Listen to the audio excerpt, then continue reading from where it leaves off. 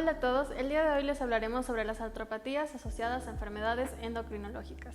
Como introducción tenemos que las artropatías asociadas a enfermedades endocrinológicas constituyen un grupo complejo de trastornos articulares como consecuencia de alteraciones hormonales en el organismo.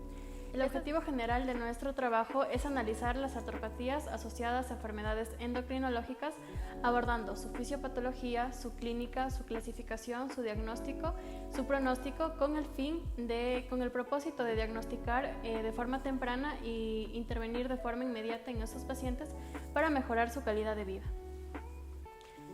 Como definición, decimos que los trastornos articulares por alteraciones hormonales se manifiestan con dolor, inflamación, rigidez y pérdida de la función articular. Vamos a hablar de la fisiopatología de las enfermedades endocrinológicas asociadas a artropatías. ¿Cómo funciona esto? Primero tenemos alteraciones hormonales.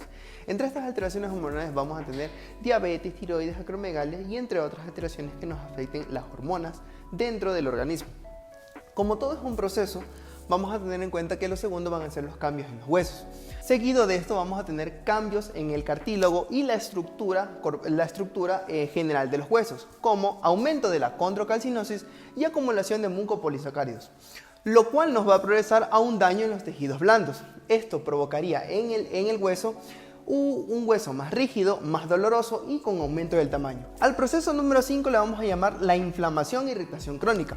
Como sabemos que en el proceso 4 hay un estiramiento del hueso, un ensanchamiento, vamos a tener una inflamación debido a la capacidad que va a tener el organismo para mantener este hueso, lo cual va a empeorar el dolor y va a causar deformidades. Y en el proceso 6 tenemos las neuropatías y el daño articular progresivo. Bueno, ahora hablando de la clasificación relacionadas con las artropatías y la endocrinología, debemos de destacar primero la diabetes mellitus, que en nuestro medio corresponde a la destrucción articular por neuropatía periférica, es decir, que puede existir en este caso un síndrome de mano diabética que incluye la ruptura del Dupuytren y el túnel carpiano, que es muy común en nuestro medio. Asimismo, también tenemos las artropatías relacionadas con las hormonas del crecimiento, en donde se encuentra principalmente la acromegalia. También destacamos lo que son las artropatías relacionadas con alteraciones tiroides, principalmente hipo e hipertiroidismo, donde se depositan justamente glucosaminoglicanos, que estos generan a la larga inflamación crónica, y existe también enfermedades frecuentes como el síndrome del túnel cambiario, que también se encuentra relacionado con la hormona del crecimiento. Bien, en cuanto a las manifestaciones clínicas, hay que tener en cuenta cuáles son.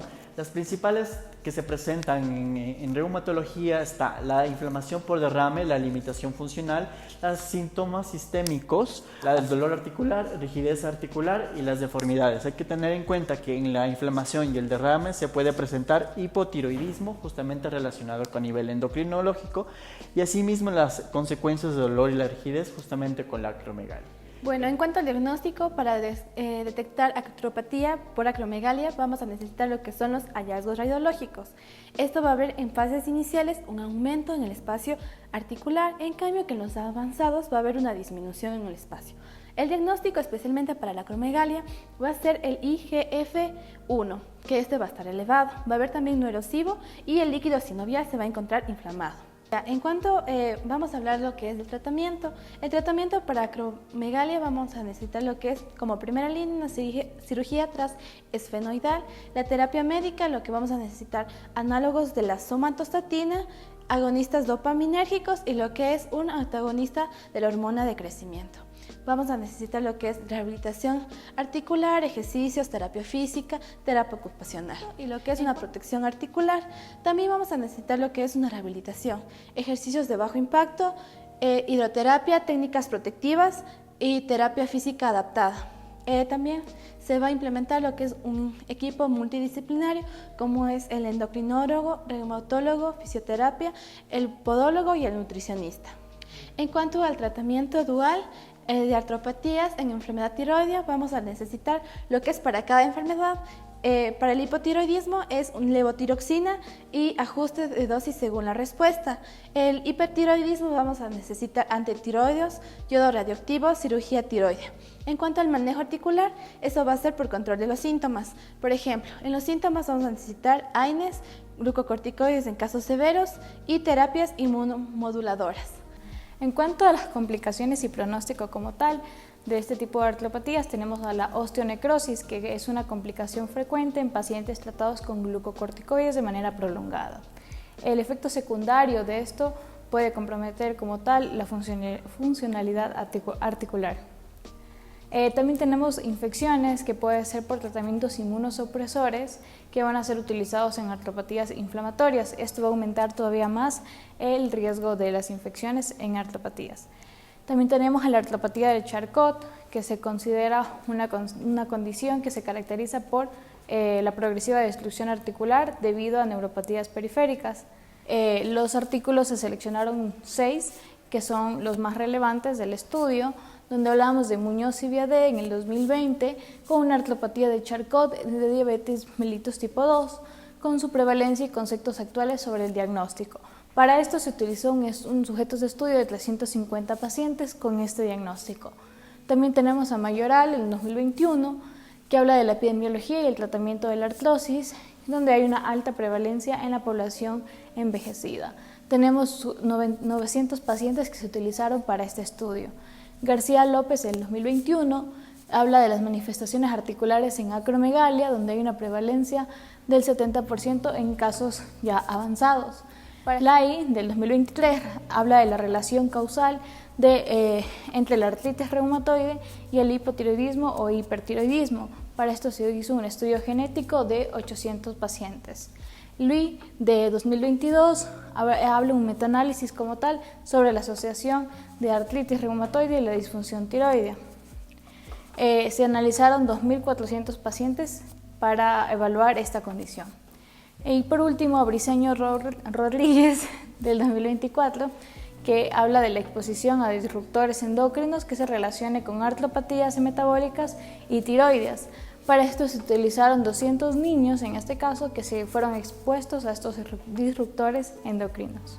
Ok, vamos a hablar de la discusión basada en los resultados. El primer artículo que mencionamos es el de Muñoz y Viade, en donde menciona la artropatía de Charcot, una complicación grave de la diabetes mellitus tipo 2, particularmente en los pacientes con neuropatía diabética avanzada.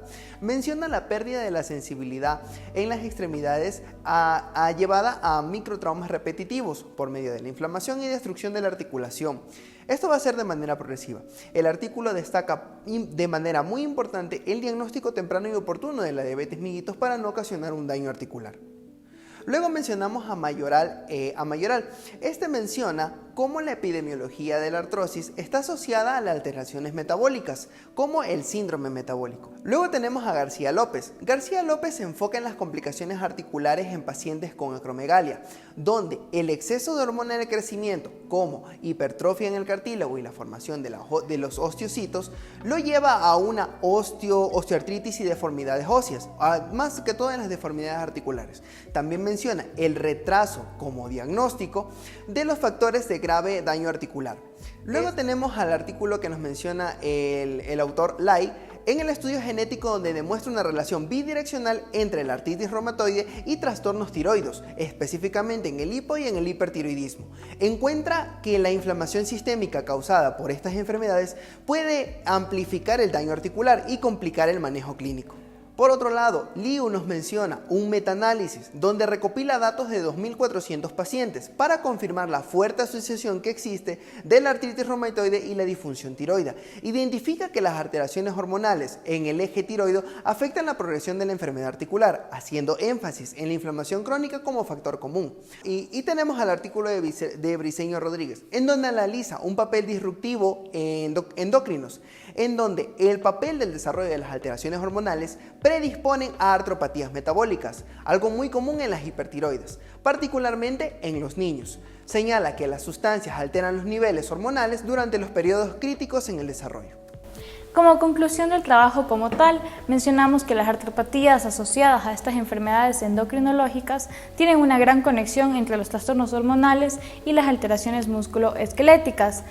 Condiciones como ya mencionamos, hipotiroidismo, hipoparatiroidismo, acromegalia, van a afectar la calidad de vida del paciente como tal.